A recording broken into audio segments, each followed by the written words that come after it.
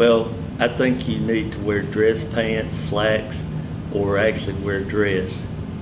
And it's also very important that you don't wear a lot of jewelry because you don't want to clang and make noises and draw attention through the jewelry. Also, perfume, don't wear a lot of that because it distracts from the interview. But you want to dress in a way that is appropriate for that job. If you're interviewing with McDonald's, you could wear like khaki pants and a shirt with a collar or something. But if it's your career, you want to dress up more. It depends on the job. If you're, for example, if you're interviewing for a lifeguard at a swimming pool, you could probably wear shorts and tennis shoes because that's appropriate. But if it's your career, like a attorney or a school teacher, something that's appropriate, you could wear khaki pants, but you need to wear a shirt with a collar, not a t-shirt. As many as you want.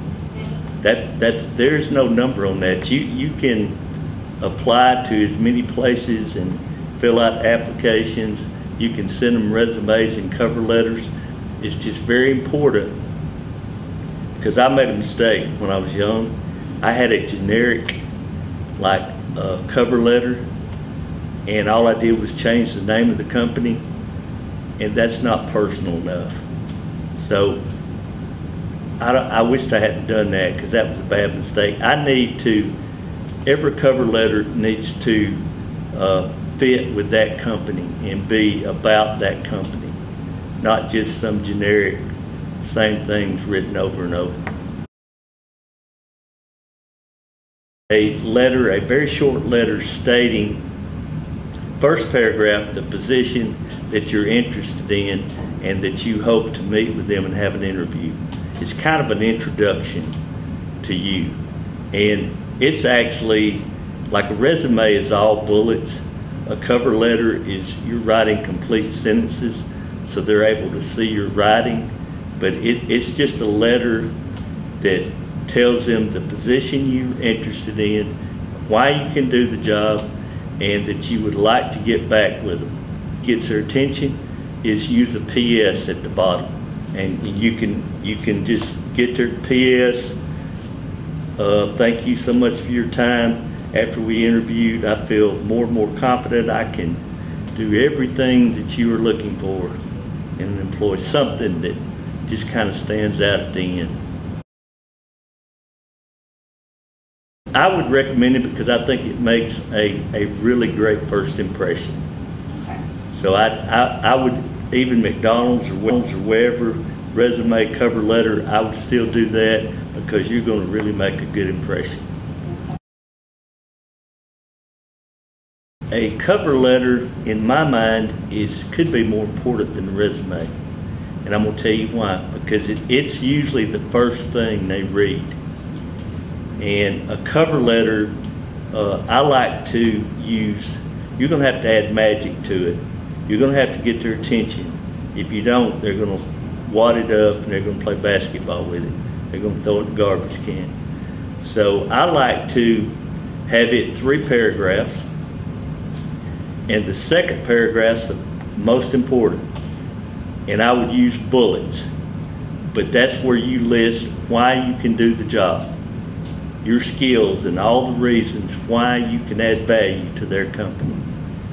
So that's the most important paragraph in a cover letter. But I think it could be more important than a resume.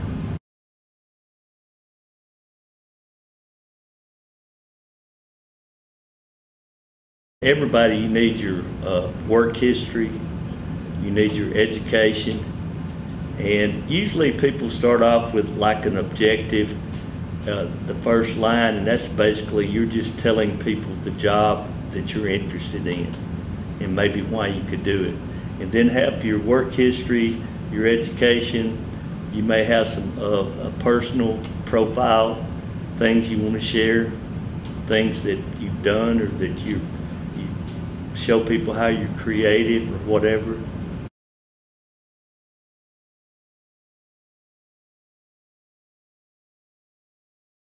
skills are. Of course, the objective, that's not going to take up a lot of room. But the skills are very important in my mind, because they're going to know what experience you have. I think you need to have at least 4, and for the most part, it doesn't need to be relatives. It could be neighbors, it could be someone you go to church with, it could be a teacher. Some type of case or something, but so be sure and carry that. Carry the people that you have put down for references. Have it typed up and have it ready. Can I see your references? So be prepared that way, but carry naturally pens, whiteout probably would be good, notebook, because when you interview, asking questions is a sign of intelligence. So you can take notes while you interview. I think it's great. And at the end, you can have your questions prepared so you won't be nervous. Because I've seen a lot of people at the end, they're going to say, do you have any questions for us? You always want to have several questions, at least 3. Well, that's one of the most important things you need to do. Research the company. Find out, definitely want to find out the person in human resources and put their name. I do not like to send out cover letters to whom it may concern, or dear sir, or dear madam. Find out their name. Make it personal. Research it. Find out what they do. Never want to talk bad about your past employers. Even if you had a bad experience, you don't want to do that, because it sets a negative tone, and they may be afraid, well, that you may have a problem, that you can't get along with people. So you don't want to ever say anything negative about past employers. You want to be positive, good eye contact, smile, be friendly. A sense of humor is okay at times, but you don't want to overdo it, but you don't want to. Basically, when you interview, you want to be yourself. You don't want to be a robot. No, basically,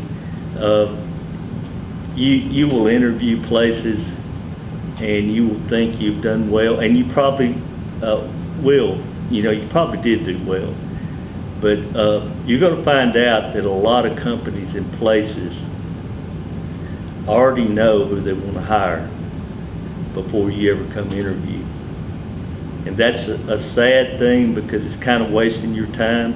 But by law, a lot of companies, they have to interview X amount of people, and some of them had to be outside the company, but most companies hire from inside. So they may already know who they're going to hire. So no, there's no tricks. I think it's relatively simple. Be prepared and be yourself, be honest, and don't be a robot. Just talk to people, and I think things will go well that way.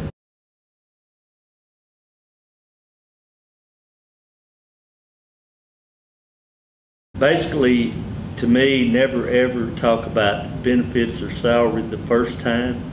That will be brought up usually by them later. Because if you can lock this in, this is what's important. They are trying to hire somebody that can add value to their company. So it's not what the company can do for you, but you've got to keep in mind it's what you can do for the company. That's the most important thing. Very important to tell about the places that you've worked and what you actually did, and things that you accomplished. Because a lot of times people, they'll use phrases like this, I'm a hard worker. Well, that doesn't really define anything. Everybody says, I'm a hard worker. You want to be specific and tell people what you can do, what you have done, and how it benefited the company.